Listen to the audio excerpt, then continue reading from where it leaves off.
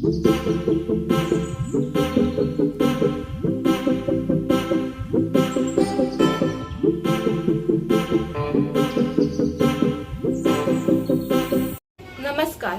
माझे नाव किस्मत शांताराम जोशी. मी 9वी या इयत्तेत शिकते.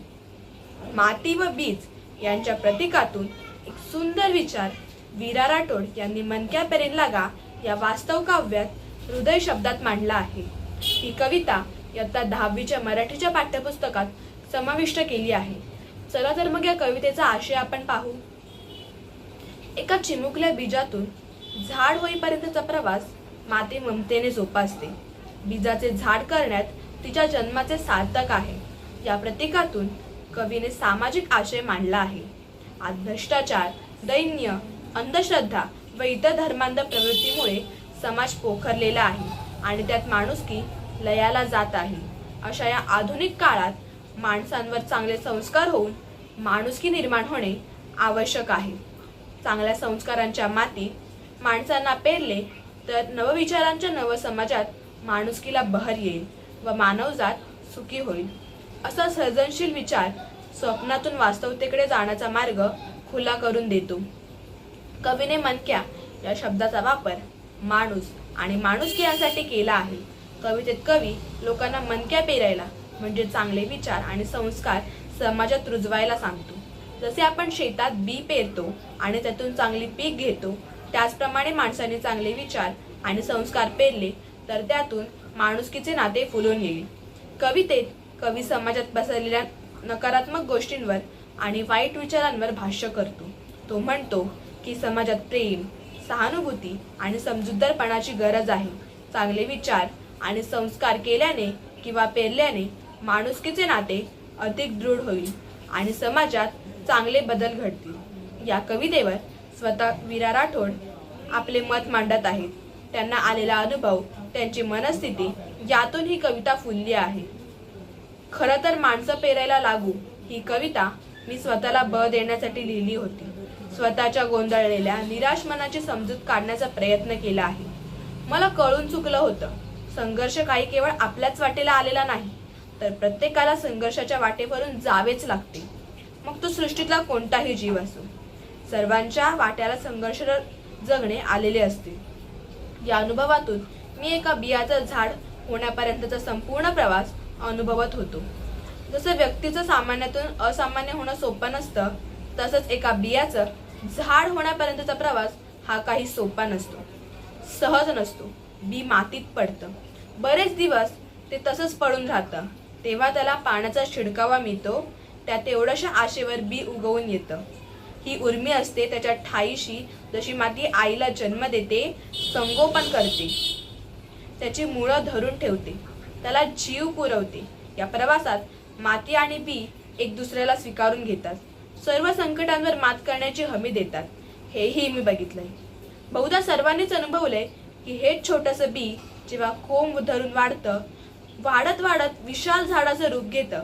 या प्रवासात बऱ्याचदा ते वारा वावधनात मोडून पडतं किंवा कोणी त्याला तोडून टाकतं. बऱ्याचदा जंगलात लागलेल्या वणव्यात जळून जातं, तरीही त्याला अंकुर फुटतो. चिवटपणे ते पुन्हा झेपावतं.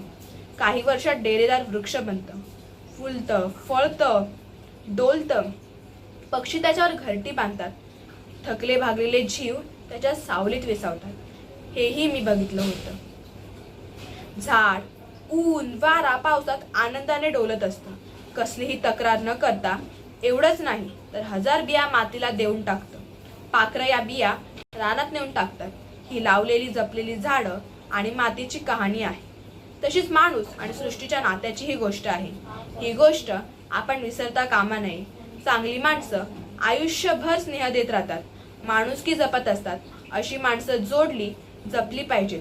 कारण आज जगण्यातली माणुसकी हरवत चालली आहे. माणूस पण संपत चाललेल्या काळात माणुसकी रुजवणे महत्त्वाचे बनले आहे. माणूसपणाची जाण निर्माण व्हायला हवी. अनेकांनी आपल्याला जपलेलं असतं, जीव लावलेला असतो. त्याला उतराई होण्यासाठी बियाचं रूपक वापरून माणसं पेरण्याची गोष्ट मला या कवितेतून सांगायची आहे.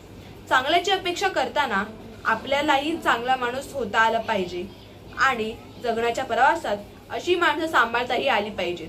असं माणूस पण आपल्यासह प्रत्येकात निर्माण झालं पाहिजे. ही शिकवण मला ताठ मानेने उभ्या असलेल्या आणि वाऱ्याच्या हातात अदबीनं वाकून हात देणाऱ्या झाडांनी दिली आहे. जसे एका बियाच्या 1000 बिया होतात, तसंच एक चांगला माणूस घडल्यास तो माणसांच्या पिढ्या घडवीत असतो.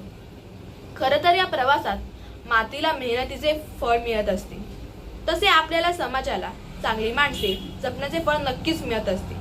आपण चांगलं बनून चांगली माणसं जोडली तर अवघड जग नक्कीच चांगलं बनेल. म्हणून चांगली माणसं पेरली पाहिजेत. माणूस पेरला की माणुसकी उगवेल असा दृढ विश्वास आहे. आपण त्यासाठी प्रयत्न करूयात आणि अशा प्रयत्नांना शेवटी फळ येत असतात.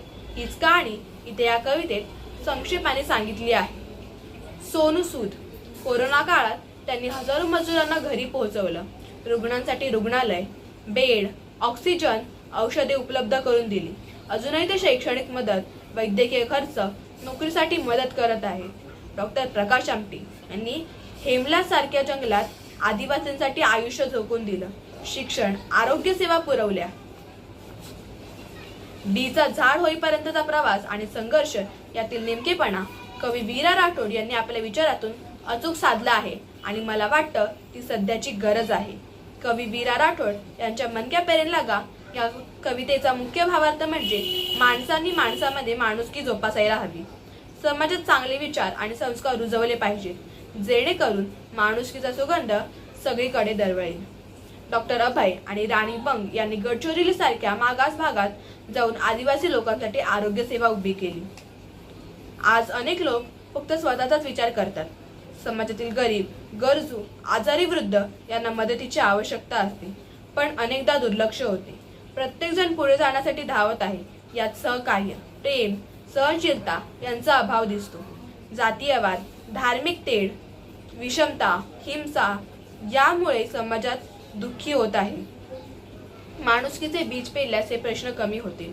कोरोनाच्या काळात ऑक्सिजन, रुग्णालय, जेवण, औषधे यासाठी माणसांनी एकमेकांना मदत केली. त्यामुळे माणुसकीची खरी किंमत लोकांना कळली. माणुसकी पेरल्याने समाजात प्रेम, विश्वास, एकता, शांती नांदेल. आपण सर्वांनी प्रथम माणूस आणि नंतर इतर ओळखी